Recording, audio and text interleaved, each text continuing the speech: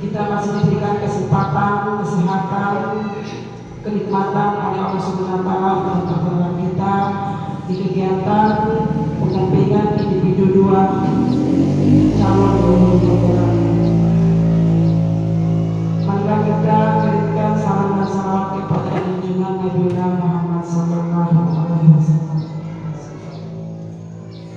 Bapak Ibu yang saya hormati, hari ini adalah kegiatan pendampingan individu 2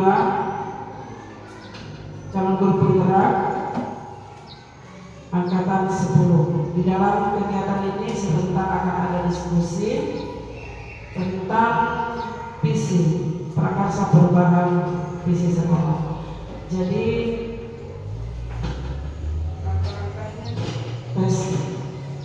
adapun langkah-langkahnya pertemuan kita hari ini adalah sebelum saya menyampaikan langkah-langkah, tujuan kita berdiskusi adalah mendiskusikan cita-cita atau visi warga sekolah terhadap murid di masa yang akan datang. Jadi tentunya di sekolah kita ini sudah memiliki visi ya Bapak Ibu ya, sudah memiliki visi. Nah sebentar kita akan diantar oleh CGP Ibu Suryani untuk mendiskusikan kira-kira apa visi warga sekolah terhadap murid kita di masa yang akan datang. Jadi sebentar kita akan berangan-angan ya.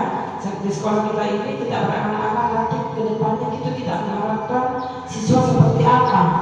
Tentu harapan-harapan kita itu pasti yang terbaik.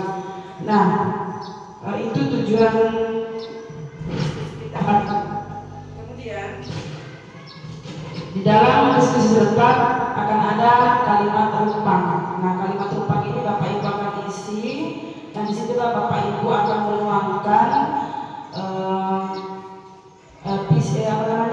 kalimat melengkapi kalimat itu terkait dengan bagaimana sih siswa kita ke depannya.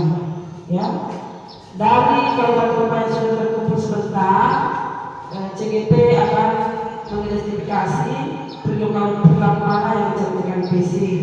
Kemudian setelah itu CGP akan menyimpulkan seluruh kalimat-kalimat yang sudah Bapak Ibu kerjakan. Setelah itu, setelah kita mengetahui atau kita CGP menyimpulkan, kita akan berdiskusi kembali prakarsa perubahan apa yang kita akan lakukan, langkah-langkah bagaimana, kegiatannya apa saja, dan siapa saja yang terlibat dalam kegiatan tersebut. Nah, untuk mengisi kalimat rumpang itu saya bisa memberikan sedikit petunjuk. Kita kaitkan dengan Merdeka Belajar dan profil pelajar Pancasila ya Bapak Ibu ya. Jadi seperti itu. Nah, sekarang marilah kita sama-sama menyaksikan atau menampilkan calon guru penggerak Ibu Suryani SPD untuk mempresentasikan visi prakarsa visi sekolah. Oh ya, sebelum menampilkan kami akan meminta sambutan dari Bapak Kepala Sekolah. Silakan Pak. Assalamualaikum warahmatullahi wabarakatuh.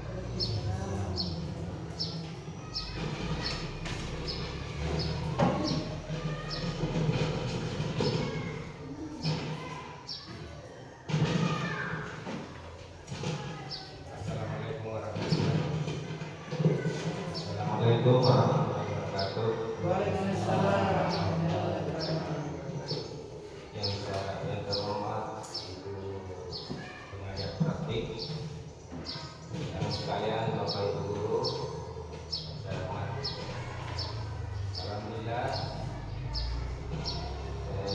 di sekolah kita perlu syukuri karena adanya teman kita sebagai CPP.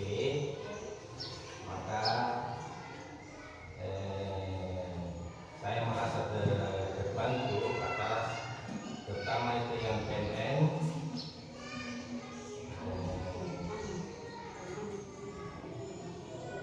kita yang CGP ini yang membantu kita semua di pada saat PNN, pekerjaan PNN. Dan alhamdulillah penilaian terakhir ini kita sudah 100%, dan pengawas kita sudah beri apresiasi bahwasanya semua teman-teman sudah 100%. Karena adanya teman kita perlu syukuri adanya teman kita yang CGP yang bisa membantu Bapak Ibu terutama saya. Jadi saya terima kasih Bu Ani atas bantuannya. Mudah-mudahan kedepannya dan seterusnya mudah-mudahan kegiatannya ini dapat diselesaikan sampai akhir. Itu yang saya sampaikan Bu. Terima kasih. Assalamualaikum warahmatullahi wabarakatuh.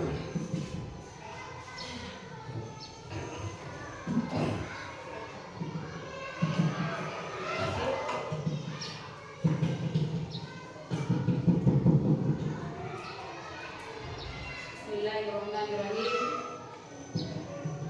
Assalamualaikum warahmatullahi wabarakatuh. Yang terhormat Ibu Pengajar Praktik, dalam hal ini Ibu Konsiatur SPD. Yang kami hormati Bapak Kepala SD Negeri 33 Sedia, serta Bapak dan Ibu guru yang sempat hadir pada kesempatan hari ini. Pertama-tama, marilah kita senantiasa memanjatkan puji syukur kehadirat Allah Subhanahu wa taala yang telah menganugerahkan nikmatnya kepada kita berupa nikmat iman, nikmat Islam, dan nikmat kesehatan sehingga kita sempat hadir di tempat ini. Mudah-mudahan mendapat ridho darinya dan menjadi tanda pahala di hari itu yang kelak. Salam dan taslim kali pula kita kirimkan kepada Nabi besar Nabi Muhammad sallallahu alaihi wasallam, karena berkat dapanya lah sehingga kita bisa keluar dari zaman jahiliyah menuju zaman yang penuh dengan ilmu pengetahuan seperti yang kita rasakan ini. Sebelum saya memasuki acara ini pada kesempatan hari ini, terlebih dahulu saya menyampaikan rasa terima kasih yang sebesar-besarnya kepada Ibu Pengajar Praktik yang telah setia mendampingi saya selama melakukan pendidikan guru penggerak angkatan 10. Baik Bapak dan Ibu, tujuan kita hari ini duduk bersama adalah seperti tadi sudah disampaikan oleh Ibu PP, adalah membahas terkait dengan visi dan prakarsa perubahan sekolah yang ada di sekolah kita. Nah, sebelum saya memasuki acara inti, tentunya ada puisi. Puisi ini adalah terkait dengan bagaimana pendidikan Indonesia. Ini puisi yang judulnya Aku Melihat Indonesia, karya Insinyur Soekarno. Mungkin bisa kita lihat semua. Saya mungkin tidak membaca sampai selesai, tetapi isi dari puisi ini adalah bagaimana kita memajukan pendidikan secara umum di Indonesia. Itu Bapak Ibu. Selanjutnya ada pertanyaan pemantik yang saya akan sampaikan kepada Bapak dan Ibu. Pertanyaan pemantiknya adalah, apakah visi sekolah saat ini sudah menggambarkan dengan jelas impian dan cita-cita yang ingin kita capai dari murid kita? Kemudian selanjutnya, apakah visi tersebut sudah menunjukkan hal yang diharapkan menjadi pembeda antara murid di sekolah kita? Ya, di mana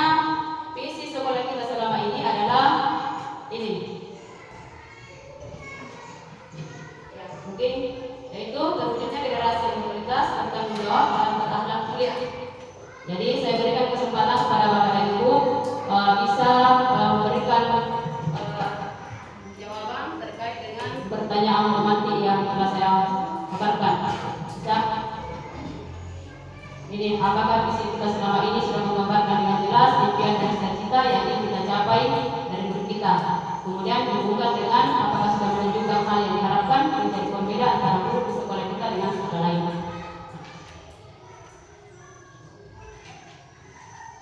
Ada tidak sebagai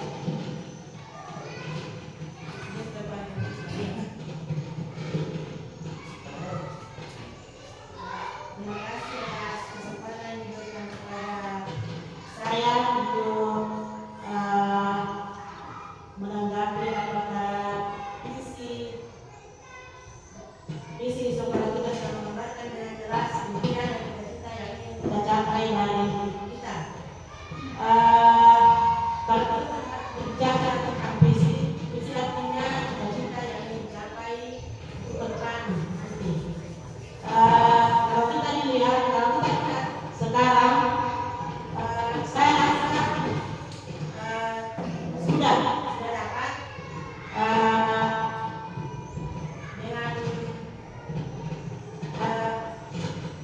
dengan cita-cita yang bertanggung jawab, berkualitas dan berakhlak mulia. Seperti yang kita lakukan sekarang, kita di setiap hari Jumat itu berada salat duha bersama siswa dibantu oleh agama dan beberapa guru yang seperti ini barangkali sudah dengan kelima, dimensi kelima yaitu pertama yaitu beriman dan bertakwa kepada Tuhan Yang Maha Esa. Ini barangkali salah satu dimensi kelima yang sangat berkaitan erat dengan visi atau cita-cita biasanya untuk ke depan nanti. Kemudian bertanggung jawab juga sudah, karena kita itu setiap akan melaksanakan salat duha, anak-anak itu pasti membawa salat dari rumah. Ya, dan itu sudah bagus, namun masih perlu barangkali dengan adanya salah seorang teman kita yang masuk menjadi calon guru penggerak, barangkali mungkin ke depannya dapat begini. Kita berharap ada bisa dapat meningkatkan lagi. Barangkali cukup sekian ini. Dan saya terima kasih. Assalamualaikum warahmatullahi wabarakatuh.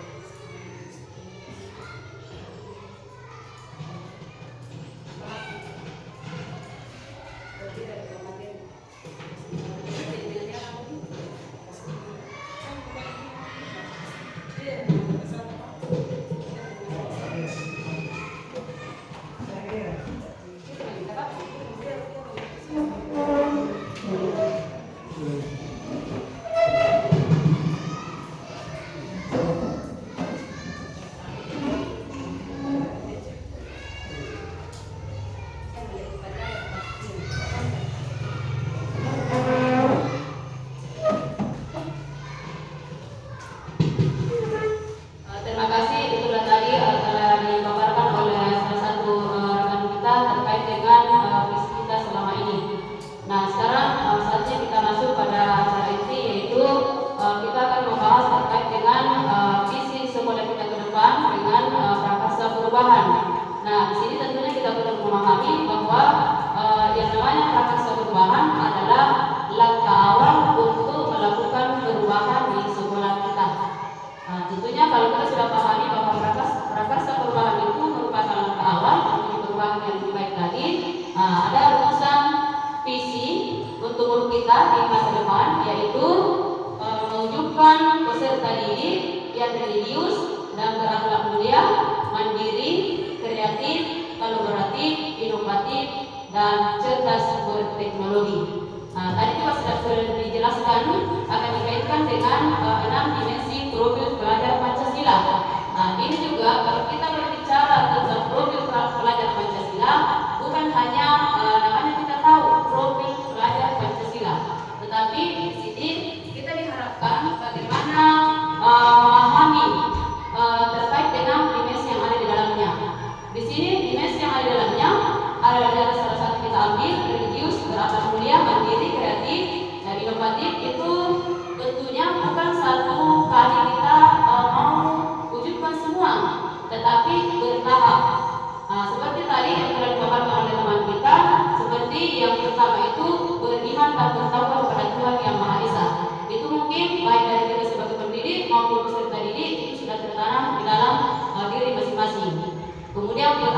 kuliah. Nah, di sini terkait dengan rumusan yang kita akan wujudkan di masa depan, tentunya kita akan bersama-sama melengkapi kalimat rupan.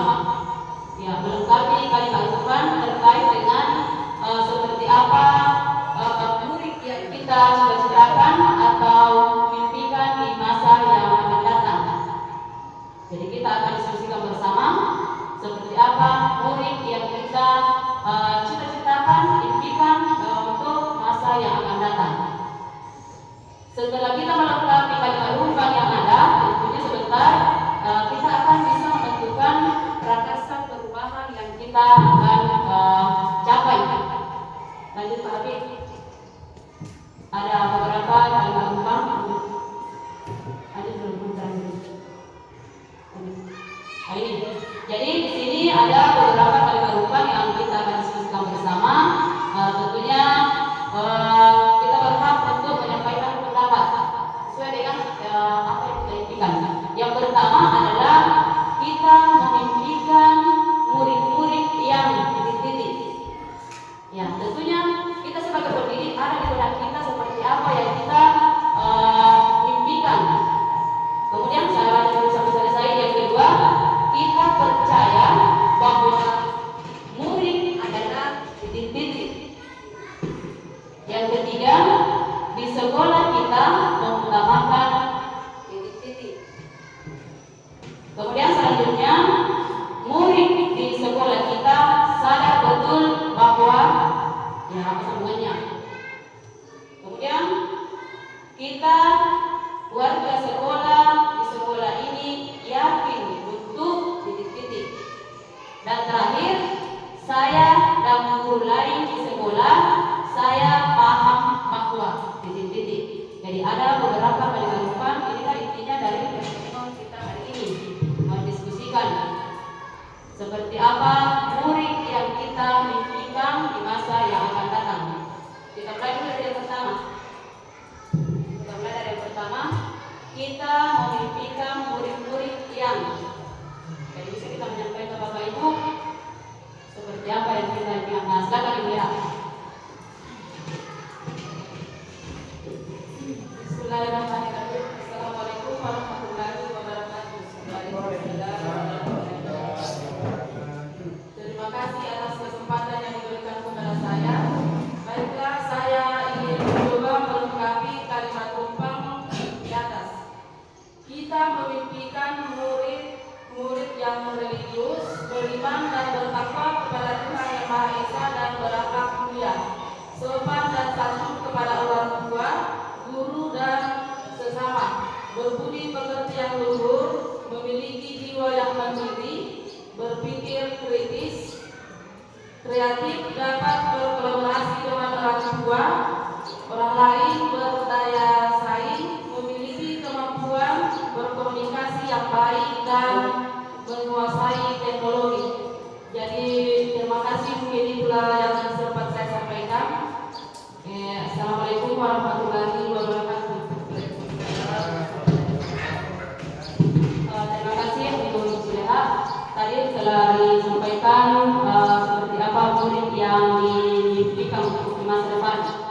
Tentunya tadi penjelasannya begitu panjang, tetapi sekali lagi saya sampaikan bahwa apa yang kita impikan bukan berarti satu kali kita capai, tetapi melalui proses dan bertahap seperti itu. Bagaimana Bapak dan Ibu yang terlibat kalau kita tadi? Apakah kita setuju? Setuju. Nah, kalau setuju, selanjutnya kita masuk pada kalimat rumpang yang kedua. Kita percaya bahwa murid adalah. Nah, silakan cuma.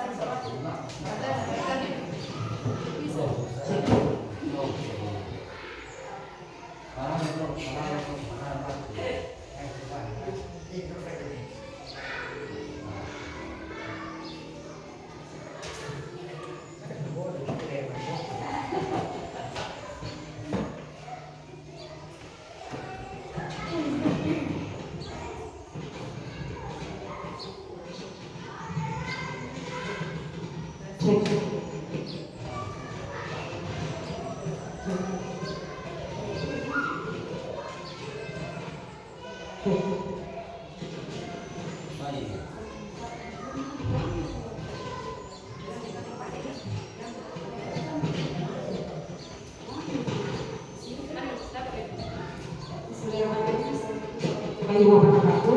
Waalaikumsalam warahmatullahi wabarakatuh. Tapi kalimat Quran yang ada di depan, yaitu kita percaya bahwa unik adalah makhluk Tuhan yang unik, yang memiliki yang terkait dengan kodrat alam yang berbeda, yang memiliki karakter, minat dan bakatnya. Jadi kita sebagai seorang pendidik memiliki tanggung jawab untuk membimbing dan menggali bakat murid untuk sesuai kodrat alam secara optimal agar murid menjadi individu yang tumbuh dan berkembang dengan baik. Mungkin itu yang bisa saya sampaikan. Terima kasih.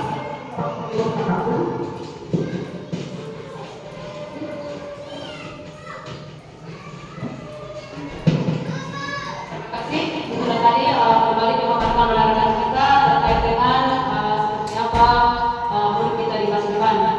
Bagaimana Bapak dan Ibu? Setuju? Setuju. Kita lanjut dengan kalimat rumpang yang berikutnya. Kami pahami. Yang ketiga, yaitu di sekolah kita mengutamakan apa? Di sekolah kita mengutamakan apa kira-kira yang kita mimpikan, kita berangan ke depan, apa kira-kira yang ketiga. Hadir Bapak Ibu, ada yang bisa menyampaikan pendapat? Silakan Pak Hasan.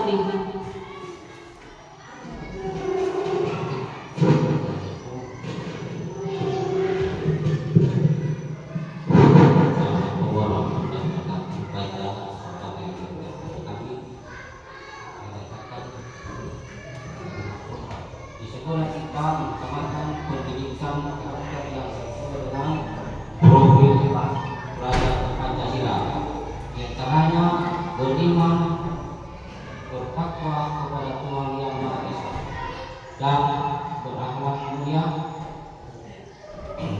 berkebinekaan, berobat, bergotong royong, kreatif, bernarasi, dan adil, teguh setiawan.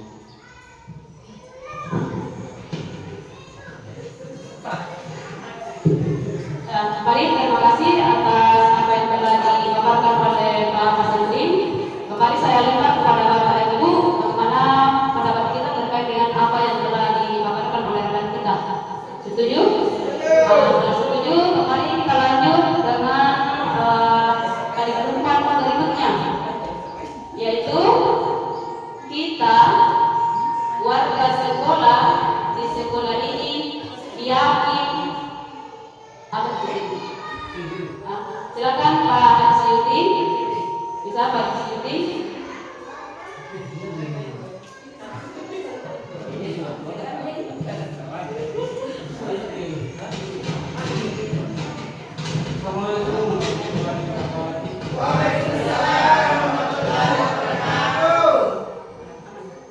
Bahwa tujuan kita itu mereka untuk mendapatkan pengajaran dan untuk mendapatkan pendidikan dan pengajaran yang baik, sehingga bisa dijadikan bekal bagi masa depan bangsa kita. Sekian. Terima kasih.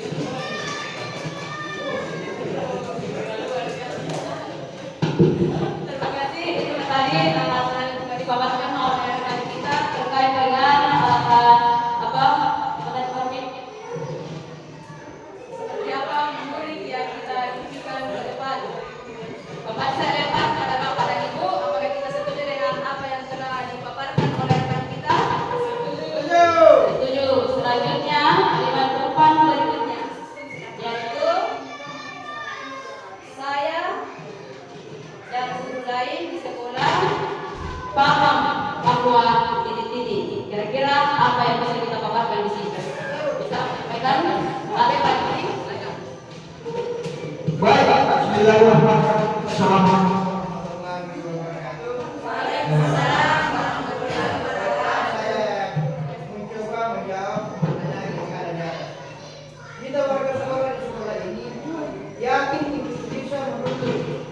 mimpi utama murid dan mimpi murid di sekolah sesuai dengan kodrat alam dan kodrat zaman, serta dapat menciptakan pembelajaran yang berpihak kepada murid, mendorong dan memotivasi murid agar mereka tumbuh dan berkembang dengan baik. Sekian, terima kasih. Kita hapus dulu untuk semua yang mengutarakan pendapat masing-masing. Terima kasih Bapak dan Ibu. Itulah tadi beberapa kalimat penumpang yang telah kita lengkapi. Nah, bukan semata-mata kita menyampaikan, tetapi tujuan kita di sini adalah bagaimana kita bisa mewujudkannya di masa yang akan datang dengan cara bertahap. Nah, di sini kita hubungkan kembali yaitu visi murid di masa depan, yaitu mewujudkan peserta didik yang religius dan berakhlak mulia, mandiri, kreatif, kolaboratif, inovatif, dan cerdas berteknologi.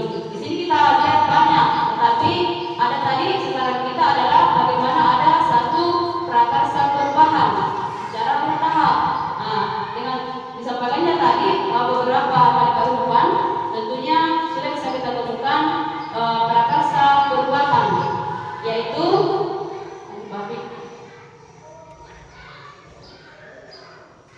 prakarsa perubahan yang diharapkan adalah mewujudkan kemandirian pada peserta didik.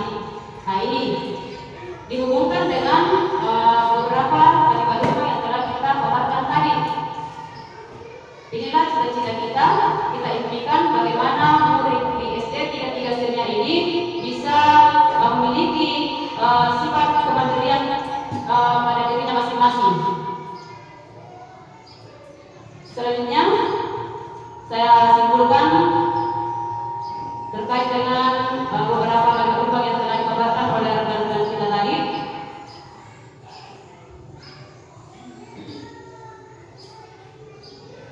Yang pertama adalah kita memimpikan murid-murid yang religius. Ya, kalau kita berbicara religius, seperti tadi yang telah dipaparkan, berarti sudah ada hubungannya dengan visi yang sudah ada di sekolah kita. Tinggal bagaimana kita meningkatkan lagi. Kemudian beriman dan bertakwa kepada Tuhan Yang Maha Esa, berakhlak mulia, sopan dan santun kepada orang tua, guru dan sesama, berbudi pekerti yang luhur, memiliki jiwa yang mandiri, berpikir kritis, kreatif, dapat berkolaborasi dengan orang lain, berdaya saing, memiliki kemampuan berkomunikasi yang baik dan menguasai teknologi. Dengan adanya mimpi-mimpi kita ini, sekali lagi saya ulang, tidak serta-merta kita mencapainya, tetapi akan melalui proses. Ya, itulah tujuan kita sebagai pendidik. Bagaimana menuntut peserta didik untuk belajar sesuai dengan zaman dan kodratnya. Lanjut. Kemudian yang kedua adalah kita percaya bahwa murid adalah makhluk Tuhan yang unik, yang terlahir dengan kodrat alam yang berbeda, karakter, minat, dan bakat. Sehingga tugas kita sebagai pendidik adalah menebalkan atau menuntut murid dengan menggali bakat dan minat sesuai dengan kodrat alam anak secara optimal agar murid menjadi individu yang dapat tumbuh dan berkembang dengan baik. Nah, ini isinya adalah seperti yang telah kita bahas bersama. Ada kita berdasar pada KHD di hajat Dewantara. Nah, di sini tentunya apa yang ditekankan di sini ada 3, ditebalkan perilaku yang baik. Nah, kita sebagai pendidik menjadi teladan. Ya, kita dulu selalu sebelum peserta didik kita berikan sesuatu yang sifatnya positif, tentunya selalu diawali dengan dari diri sendiri. Sebagai pendidik, kalau kita hanya mau mempertahankan satu nama yaitu guru, biasanya tidak tercapai apa yang kita inginkan. Ya, kenapa? Karena guru itu biasanya datang duduk pulang. Ya, namanya guru. Tetapi kalau kita tanamkan dalam hati bahwa saya ini guru sekaligus pendidik, insya Allah akan berkah hidup kita. Dan anak-anak juga akan merasakan. Ya, bukan hari ini dia rasakan, tetapi akan dia nikmati di masa yang akan datang. Selanjutnya, di sekolah kita mengutamakan pendidikan karakter yang sesuai dengan pelajar Pancasila, di antaranya beriman, bertakwa kepada Tuhan Yang Maha Esa dan berakhlak mulia, berkebinekaan global, bergotong royong, kreatif, bernalar kritis dan mandiri. Jadi sekali lagi profil pelajar Pancasila bukan semata-mata kita sekedar kalimat, tetapi bagaimana kita bisa memahami dan mengimplementasikan dimensi-dimensi yang ada di dalam profil pelajar Pancasila. Nah, ini yang dua, beriman dan bertakwa kepada Tuhan Yang Maha Esa, berakhlak mulia. Ini adalah merupakan dasar yang paling utama kita tanamkan mulai dari diri sendiri, kemudian kita bawa ke peserta didik itu sendiri. Kemudian berkebinekaan global, bergotong royong, kreatif, bernalar kritis dan mandiri. Ini juga bergotong royong. Jadi kita lihat tadi dokter disampaikan dengan kita, gotong royong itu misalnya datang pagi-pagi bekerja sama membersihkan. Ya, terutama sering dan itu luar biasa gotong royongnya peserta didik kita. Dia bekerja sama, cepat-cepat datang membersihkan, kemudian ambil posisi untuk ambil pagi. Begitu juga hari Jumat. Dia mengetahui betul bahwa hari Jumat itu kita butuh waktu yang lebih dari hari-hari yang lain. Membersihkan dulu, bergotong royong, kemudian lanjut pada salat duha berjamaah. Selanjutnya, murid di sekolah kita sadar betul bahwa tujuan mereka bersekolah adalah untuk mendapatkan pendidikan dan pengajaran yang layak sehingga bisa dijadikan bekal mereka di masa depan. Nah, ini kalau peserta didik kita yang kita mimpikan menyadari dirinya bahwa dia datang sekolah untuk mendapatkan pendidikan dan pengajaran yang layak, maka itu dimulai dari diri kita sendiri. Apalah artinya anak-anak berjuang datang di sekolah kalau kita sendiri di sekolah tidak menyadari. Jadi ada cerita peserta didik ada karena ada guru. Ya, guru ada karena adanya peserta didik. Tapi itu tadi, jangan kita semata-mata mengukurkan hanya sebatas nama guru, tetapi mari kita tanamkan dalam hati bagaimana kita berjiwa pendidik, diperlakukan peserta didik bagaikan anak kita sendiri, sehingga mereka bisa mendapatkan pendidikan dan pengajaran yang layak untuk dijadikan bekal di masa yang akan datang. Selanjutnya, nah ini kita warga sekolah di sekolah ini yakin untuk bisa menuntun dan membimbing murid di sekolah sesuai dengan kodrat alam dan kodrat zaman, sehingga dapat menciptakan pembelajaran yang berpihak pada murid, mendorong dan memotivasi murid agar mereka tumbuh dan berkembang dengan baik. Nah, kita melihat dari awal kalimat kita itu maksudnya adalah yang ada semua komponen di sekolah. Kemudian sambungannya adalah warga sekolah. Warga sekolah di sekolah ini tentunya dilibatkanlah orang tua peserta didik.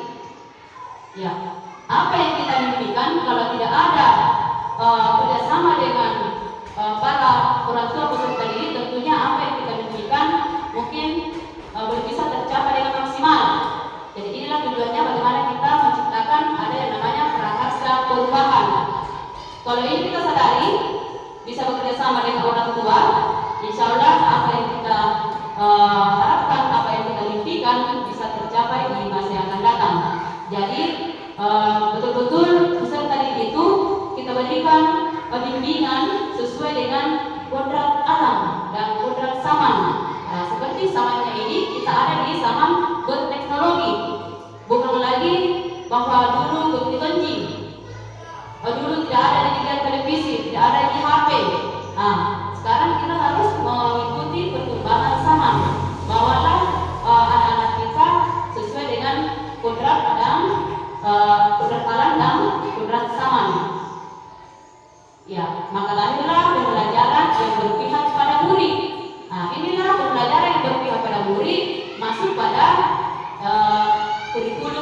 merdeka.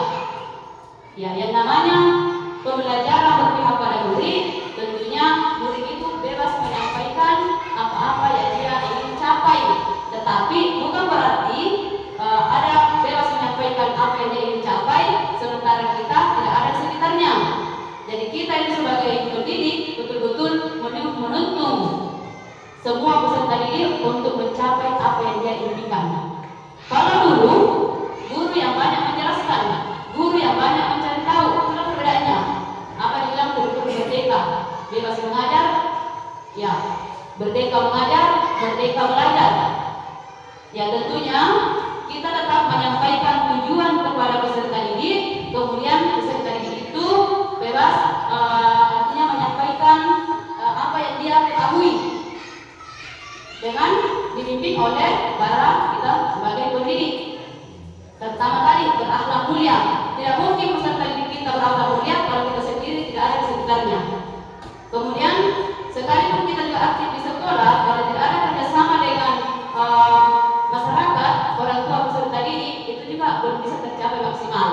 Makanya di sini sangat diharapkan bagaimana kita bisa bekerja sama dengan masyarakat sekitar, sehingga anak itu bebas, maksudnya bisa mencapai kebahagiaan dan keselamatan yang setinggi-tingginya sebagaimana harapan KHD, baik sebagai individu maupun sebagai anggota masyarakat.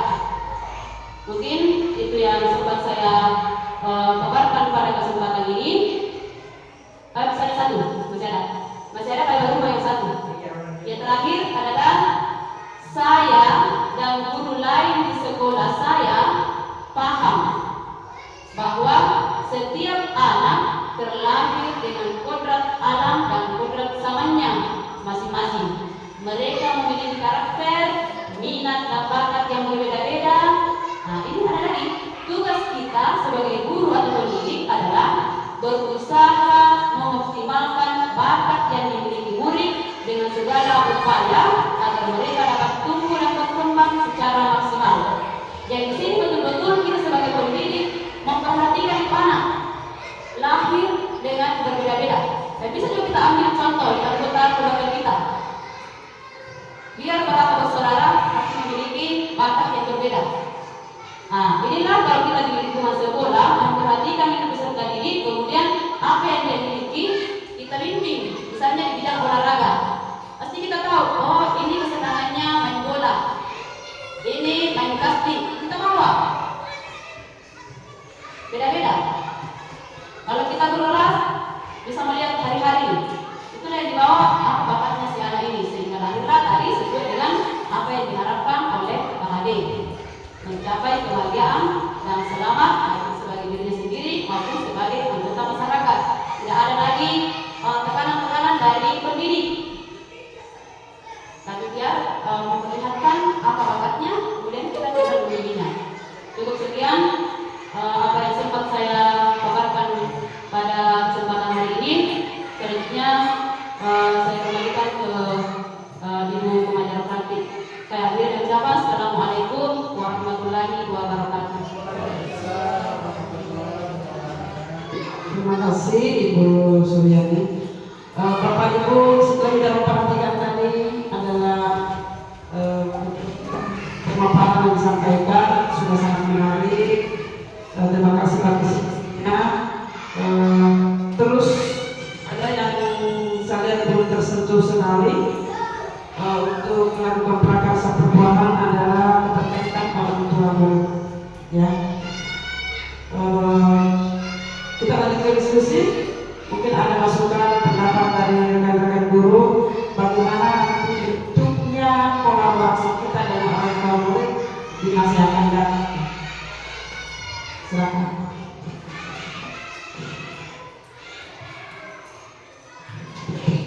Baik, terima kasih atas kesempatan berikutnya.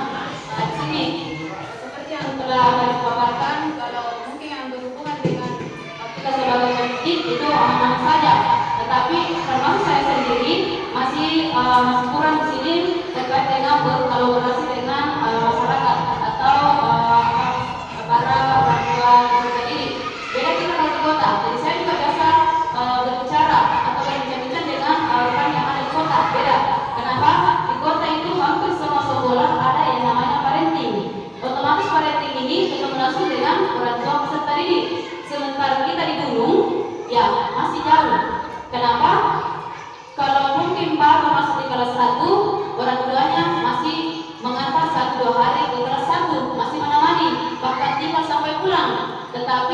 setelah masuk di semester berikutnya, semester 2, dia sudah lepas. Nah, kira-kira bagaimana kita bisa berkomunikasi dengan orang tua peserta didik? Hal-hal apa yang bisa kita tempuh? Ya, jadi termasuk saya pribadi, karena mulai saya guru mata pelajaran, seperti apa kerjasama kita di sekolah ini melibatkan para orang tua peserta didik. Mungkin ada yang bisa menyampaikan pendapat terkait dengan bagaimana kerjasama kita di masyarakat ke depan, melibatkan orang tua untuk mencapai cita-cita guru kita yang diimpikan.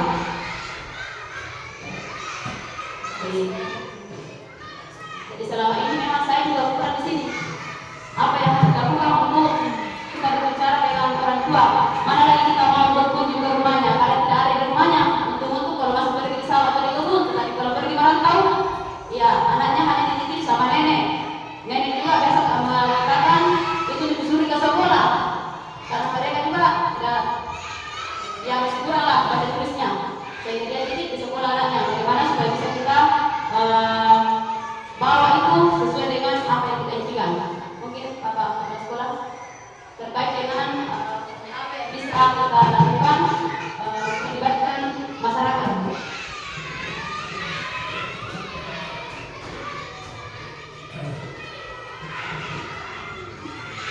Menurut saya kalau di desa itu berbeda dengan di kota.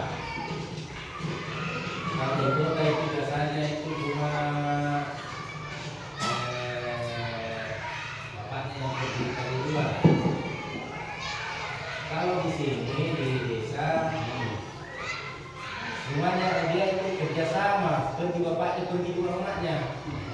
Jadi kan susah itu temui.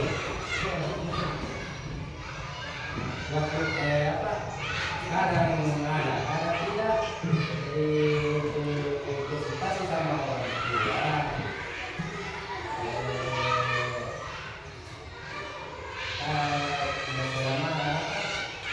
Jadi kita terlalu diharapkan yang kalau kita bagaimana. Pokoknya kita biasanya dia pulang pergi pagi, pulang sore. Sedangkan kita waktu kita paling sampai jam 1, apalagi kalau musim hujan lagi. Jadi nanti mungkin kita bisa ketemu kalau anak murid ini yang dipesan dari guru Malaka. Itu pun biasa pesanan itu nggak ada juga. Ini sarankan guru jangan bosan untuk bertanya kepada anaknya, kasih pesan, saya mau ketemu orang tua, apakah tanpa ada pesan yang bisa kita kunjungi, jangkau, kalau bisa tidak ada yang masih ya mungkin misalkan apa memang ada yang bisa kunjungi. Memang berbeda di kota. Sama halnya juga waktu kita tugas di apa juga begitu. Kecuali kalau malam mungkin bisa ditemui, tapi kita kan tinggal semua di kota, jauh dari tempat tugas. Jadi kalau ini masyarakat kalau kita mau ketemu ya kalau ini masyarakat kan kita di dalam berbuka di hari masa bosan itu. Memang orang tua tidak punya peranan. Seharusnya antara orang tua dengan guru harus kerjasama. Jadi dia saya lakukan jangan bosan untuk mendatangi rumah.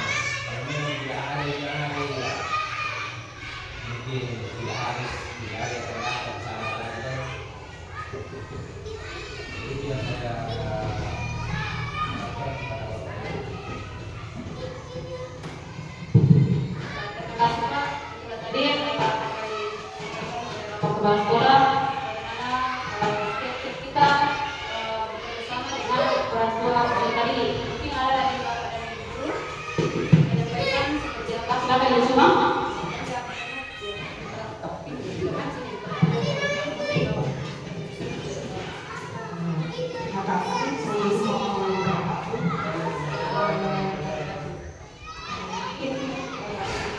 Saya, mengapa kolaborasi antara guru dan orang tua dan masyarakat sangat penting dalam pendidikan untuk mendukung pendidikan anak usia dini atau murid kita. Pendidikan yang efektif dan efisien tidak akan berhasil tanpa adanya kolaborasi antara orang tua di rumah dan guru sebagai orang tua di sekolah. Kedua belah pihak ini memerlukan kerjasama yang harmonis demi kebaikan, membuka pintu komunikasi seluas-luasnya untuk berdiskusi mengenai perkembangan murid kita. Kita ketahui bahwa di kota itu ada yang namanya parenting, sedangkan kita di desa sangat sulit untuk mendapatkan orang tua murid kita. Mungkin salah satu solusi yang mungkin kita lakukan ke depannya adalah caranya mungkin kita bisa lakukan door-to-door atau kunjungan rumah murid. Misalnya ada siswa kita yang tidak ada di sekolah, kita maksudnya kenapa siswa kita tidak di sekolah, apakah sakit atau apa, kita mungkin bisa melakukan kunjungan ke rumah murid kita. Kenapa? Kita perlu tahu bahwa orang tua juga harus kita sama orang tua murid juga berkomunikasi. Orang tuanya juga melihat anak ini dari sekolah kenapa. Mungkin itu salah satu yang bisa kita lakukan ke depannya. Karena sekolah kita berada di desa. Mungkin itu terima kasih. Semoga berhasil. Baik, atas kembali tadi kalau kita terkait dengan kegiatan apa yang dilakukan untuk dengan orang tua peserta didik. Saya juga sampaikan yang perlu kita lakukan ke depan adalah tentunya saya sampaikan kepada teman-teman sekarang kita mengadakan pertemuan di sekolah dengan mengundang para orang tua murid. Sekali-kali kita mengadakan apakah 1 kali di 3 bulan atau bisa per semester, tentunya bersama dengan komite sekolah.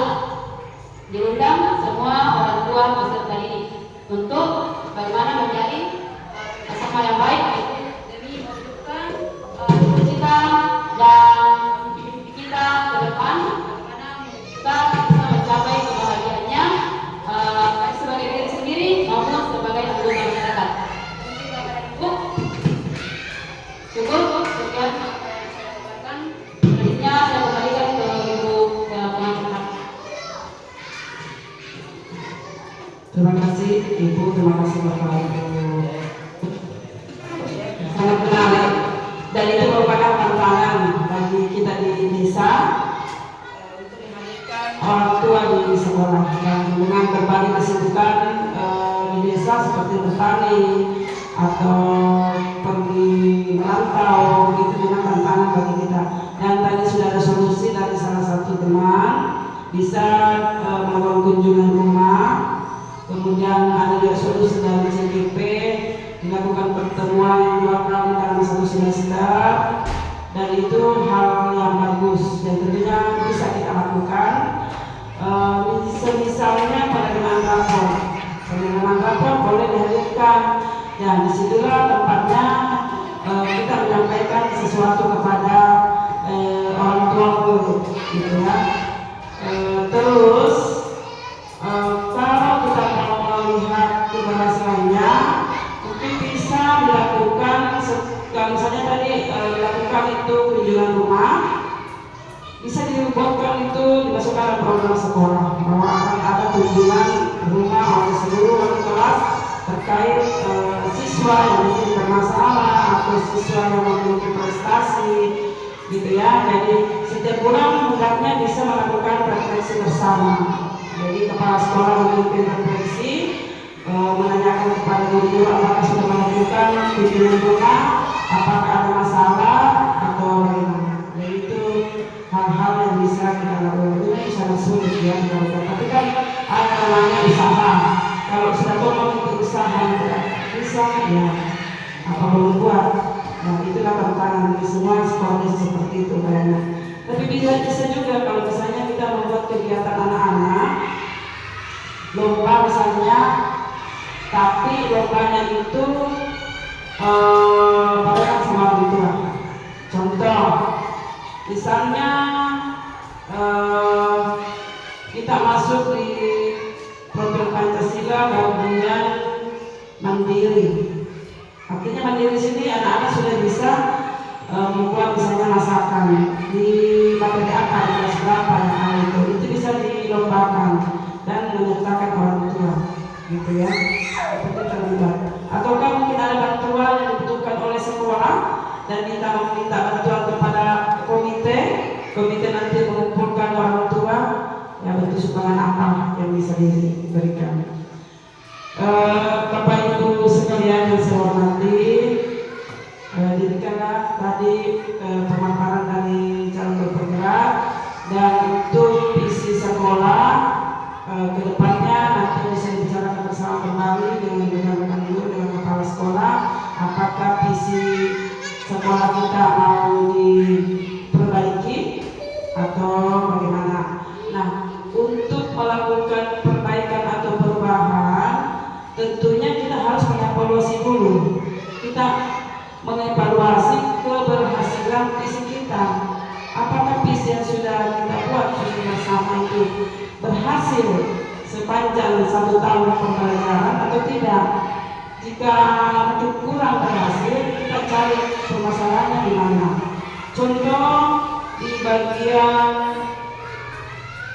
ada tadi ya, KBU visi sekolah. Itu di atas visi sekolah. Ya. Terwujudnya generasi yang berkualitas. Kata berkualitas. Menurut kita berkualitas itu yang bagaimana sih? Ya. Kemudian bertanggung jawab dan berakhlak mulia. Tadi sudah dibahas ini tentang menjawab di bidang kerohanian ya, sholat duha bersama. Jadi diupayakan bukan cuma sholat duha, tanggung jawab di segala bidang, di segala sisi, jadi berbagai segi, ya. Nah ini yang harus kita evaluasi, generasi yang berkualitas. Apakah melihat kita melihat siswa kita sudah berkualitas semua? Gitu. Kalau misalnya ada yang tidak, di mana letaknya? Ya, lagi-lagi kita melihat kembali di rapor pendidikan kita. Bagaimana literasinya, numerasinya, karakternya, apakah naik, apakah turun, apakah merah, hijau, atau orange? Ya, di situ kita bisa melihat untuk mengevaluasi visi kita. Ya, visi kita sudah pastikan organisasi seperti ini. Terus rapor sekolah kita ada mungkin yang kurang bagus. Mungkin nilainya tetap baik, tapi dia turun. Itu yang perlu dilakukan. Jadi bukan cuma sekedar melihat baik semua itu, tapi kita harus lihat baik itu baik meningkat apa baik tapi turun nilainya. Misalnya dari 80 terus baik turun itu di 75. Di situ kita lihat poin-poin yang bawah di bagian literasi, di bagian mananya itu yang turun. Ya, itulah kendalanya. Itu yang mau diperbaiki. Itu minanya nanti yang bisa dimasukkan di program sekolah, dan itu yang bisa dianggarkan di RKAS jika memang dibutuhkan pendanaan. Jadi ada rangkaiannya antara visi, rapor pendidikan dan program sekolah. Dan itu kita makanya mengapa di dalam praktik kinerja kepala sekolah, kepala kinerja disuruh melampirkan KOSP, kemudian perencanaan satuan pendidikan itu. Perencanaan satuan pendidikan itu di dalamnya adalah rencana kerja sekolah, rencana kerja jangka menengah, dan RKAS. Gitu. Kenapa tiga-tiga itu harus diunggah? Karena itu yang mau diperhatikan oleh pemerintah kita. Terkait tidak sih rencana kerja sekolahnya dengan RKAS-nya, gitu ya. Nanti RKAS-nya mendanai ini, terus rencana kerja sekolahnya yang seperti ini, gitu. Jadi itu ada keterkaitan sama dengan pengelolaan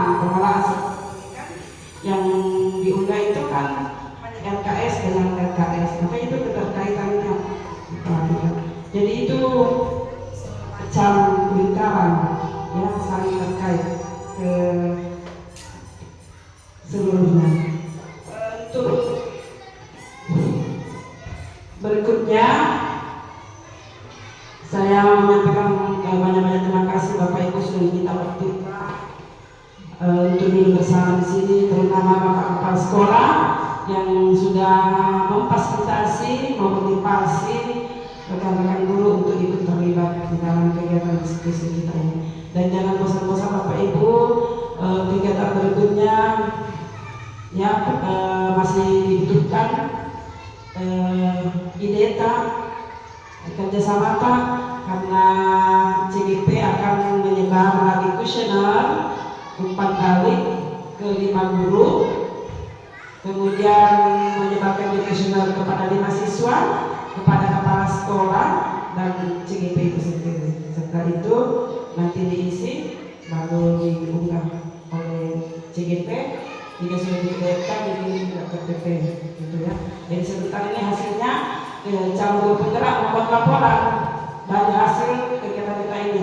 Laporannya disetor kepada kepala sekolah dan disetor kepada TP. Kemudian notulen rapat dan daftar hadir itu yang harus disetor oleh calon guru penggerak. Nah, makasih. Kita menutup kegiatan kita ini dengan membaca hamdalah.